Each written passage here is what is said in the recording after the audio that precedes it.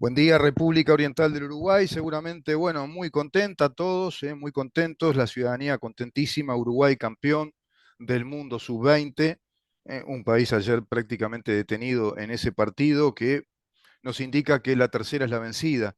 Tercera vez que Uruguay llega a una final de esta Copa del Mundo de fútbol, por supuesto, y este campeonato mundial sub-20 es conquistado por Uruguay, bueno, con una selección que ha demostrado ser una selección muy bien ensamblada, muy bien planificada, con un fútbol moderno, rápido, de mucha presión hacia arriba y saliendo siempre por las bandas, buscando con sus, digamos, laterales y sus volantes más bien ofensivos llegar al área contraria.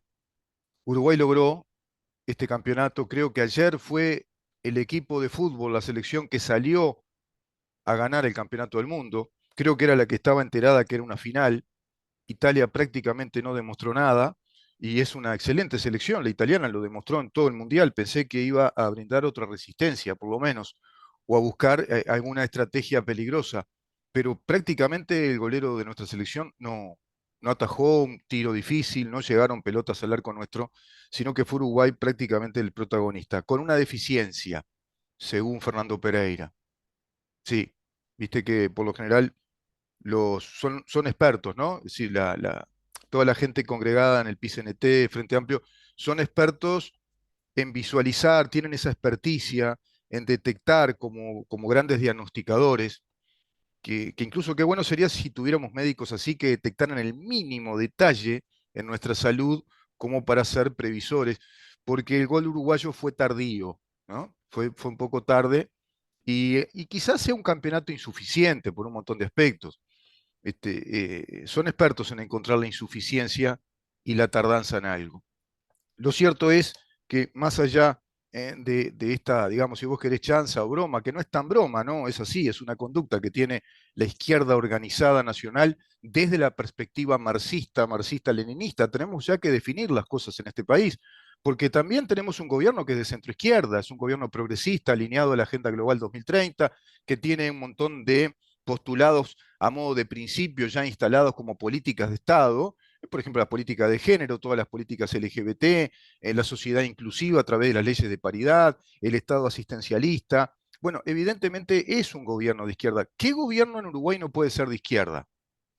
Pregunto, gran pregunta. ¿Qué gobierno uruguayo, de acuerdo a la estructura de Estado y funcionamiento de Estado que tenemos, no puede ser de izquierda? ¿Podría pasar eso? Bueno, es una contradicción. Vamos a tratar un poco este tema hoy. Amén, si te gusta esta expresión, amén de algunas noticias internacionales que vamos a, por lo menos a dar en una especie de popurrí noticioso, si vos querés, lo que está pasando en el mundo. Se complica cada vez más, ¿eh? Tensión bélica entre ese eje China, Rusia, Irán y los países alineados contra Estados Unidos y los países alineados a Estados Unidos, la OTAN. ¿Qué pasa con el último informe bélico que da Ucrania, por ejemplo? ¿Por qué convoca su Consejo de Seguridad Hungría? ¿Por qué convoca su Consejo de Seguridad Polonia? ¿Por qué se resolvió en el Foro Económico Mundial dotar de más recursos económicos a todas las milicias de la OTAN? ¿Nos están preparando para una guerra? Bueno, parecería que sí. Parecería que cualquier conato, cualquier accidente que ocurra ahí, en esas fronteras marítimas entre Taiwán y China continental, que está, por supuesto, supervisada, protegida por los ejércitos de los Estados Unidos e intentando ser invadida quizá, por los ejércitos chinos. Ellos arguyen que están cuidando su frontera. Lo hacía también Putin, cuando se veían movimientos bélicos, movimientos en el aire, por tierra, preparaciones, simulacros de guerra en esas fronteras, en el Donbass y también ya más hacia adentro, después en Ucrania, y siempre manifestaba que estaba haciendo preparativos militares en defensa de la frontera rusa. Y sin embargo, a las pocas horas de que dijo que él jamás iba a invadir, inclusive dentro del Consejo de Seguridad de todas las naciones del mundo, bueno, invadió. A las horas invadió Ucrania. ¿Qué pasa ahí en Taiwán? ¿Qué pasa con la guerra económica, la guerra financiera que se está dando también en esta guerra híbrida que vamos desarrollando, tratando en Occidente en jaque?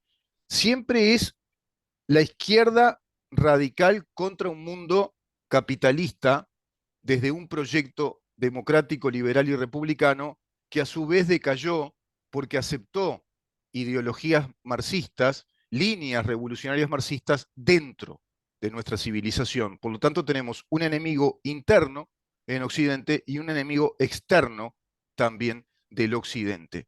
No estamos en una situación histórica para nada fácil y tenemos un montón de ejemplos en nuestro propio país. Por ejemplo, valga la redundancia, se plantea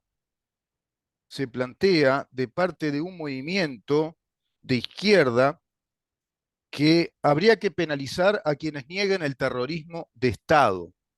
A ver si podemos escuchar esto, Damián, ¿se podrá escuchar? Está mal la imagen. Además, creo que esta mujer habla mal, con una papa en la boca, esquiva la mirada, una tonalidad no muy definida, muy fuerte, sino que más bien como rumoreada, como un rumor. A ver si podemos escuchar lo que dice. Un rebrote de falsos relatos en relación a la teoría de los demonios, algunos negando el terrorismo de Estado. Nosotros tenemos una propuesta como Comisión de Derechos Humanos en la que planteamos elaborar un proyecto de ley que penalice el negacionismo del terrorismo de Estado, porque entendemos que el terrorismo de Estado es todo el poder del Estado para exterminar cualquier resistencia popular que hubo, exterminar una ideología de izquierda, utilizando todo el poder del Estado para desaparecer, para matar, para secuestrar, para perseguir a toda la sociedad. Y la importancia de eso, porque una sociedad que vivió esos dolores trasciende generaciones. No Bueno. Está bien así, Damián, está bien así. Eh, bueno, una ignorancia brutal, ¿no? Una ignorancia tremenda, una ignorancia de la historia, una ignorancia de la institucionalidad del país. En principio no hubo terrorismo de Estado. Lo que sí hubo fue un estado de excepción a través de una ley de seguridad nacional votada por la propia Asamblea General en plena democracia, dado que el Uruguay se desbarrancaba a través de distintos mecanismos, procedimientos terroristas que planteaban renacer después de todo un proceso de terrorismo contra las instituciones democráticas, una clase política en aquel momento que no estuvo a la altura, con un Wilson Ferrer Aldunate ofuscado porque había caído en el mito, en el mito que le habían, bueno, de algún modo introducido, inclusive agentes expertos de la izquierda, diciéndole que le habían robado las elecciones, un hombre que quería ser presidente, que estaba, digamos, montado en ese ego político impresionante que no le dejó ver en aquel momento la situación trágica que vivió Uruguay y toda la región, que estábamos en una guerra fría tremenda donde el espionaje soviético, el espionaje cubano estaba instalado, jugando a las sombras y pretendiendo reivindicar esa lucha armada que habían perpetrado los grupos terroristas del MLN, el movimiento Tupamaro, junto a otros grupos terroristas, como así en toda la región, planteando tirar abajo la Constitución de la República y dar con una revolución socialista al estilo cubano. Parece que esta señora no sabe todo eso. Luego vino ese estado de excepción, así se llama técnicamente desde el punto de vista del Estado de Derecho. ¿Por qué? Porque se excepcionan, se interrumpen ciertos funcionamientos del Estado, el funcionamiento de instituciones democráticas, porque estamos en un momento de emergencia. En aquel momento era eso, era una situación de emergencia, y se va a dar entonces el golpe de Estado cívico-militar, se va a dar una dictadura, sí, pero no terrorismo de Estado. El terrorismo de Estado, por otra parte, como delito, y como un delito incluso tipificado en nuestro país, está vinculado a la suscripción del Tratado del Estatuto de Roma, habría que avisarle a esta señora. Uruguay ya tiene ese delito del terrorismo de Estado si acaso ocurriera el terrorismo de Estado. Ahora, plantear como delito el negacionismo de una interpretación histórica es precisamente la aberrante actitud de los totalitarios. Forma parte del pensamiento totalitario todo aquello que no está de acuerdo con lo que nosotros pensamos debe ser prohibido y debe ser tipificado como un delito. ¿Qué razón tenía Montesquieu cuando hablaba de la tiranía y que las tiranías se imponen a través de dos mecanismos fundamentales?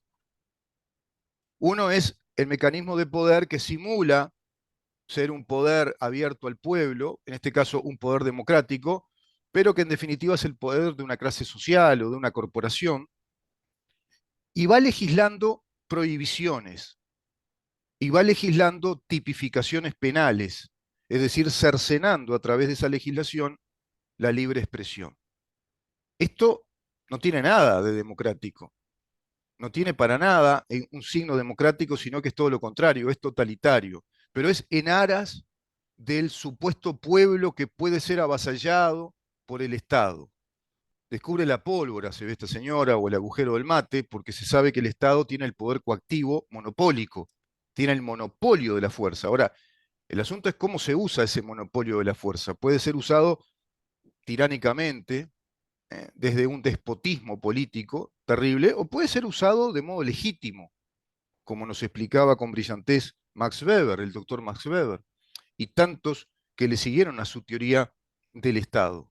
El Estado de Derecho, cuando es un Estado republicano y democrático, tiene un monopolio legítimo de la fuerza porque está legitimado por el ejercicio soberano del pueblo que elige esa forma de gobierno y se instala sobre la base de ese contrato social que es la constitución de esa república, de ese Estado. Uruguay tiene una constitución que es la Constitución de la República Oriental del Uruguay, vigente, la que fue promulgada el 17 de noviembre de 1967, plebiscitada el año anterior, y que tiene algunas enmiendas. Esa Constitución nos dice que somos una república democrática. Vamos a ir a una pausa y te voy a explicar por qué es difícil que exista un gobierno que no sea de izquierda en este país que ya es de izquierda, estructuralmente. Desde aquella segunda presidencia de José Valle y Ordóñez, vamos a repasar algunos momentos de esa historia y algunos institutos claves, institucionalidades, como por ejemplo la creación de los entes autónomos, vía constitucional, los servicios descentralizados, los cometidos que el Estado asume desde aquel periodo de José Valle y Ordóñez, aquel gobierno que es una especie de cogobierno con izquierdas unidas al gobierno de José Valle y Ordóñez, a través de el anarquista Domingo Arena, anarquista italiano, del anarquismo socialista.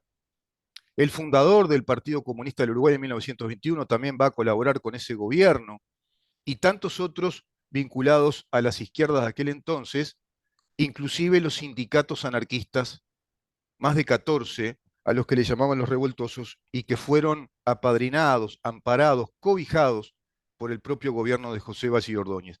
¿Tiene cosas buenas aquel gobierno? Sí, tiene aspectos positivos también que Uruguay heredó, pero tiene un montón de aspectos que lo han estructurado, le han dado un ADN de una nación que concibió ser estatista en su organización como tal.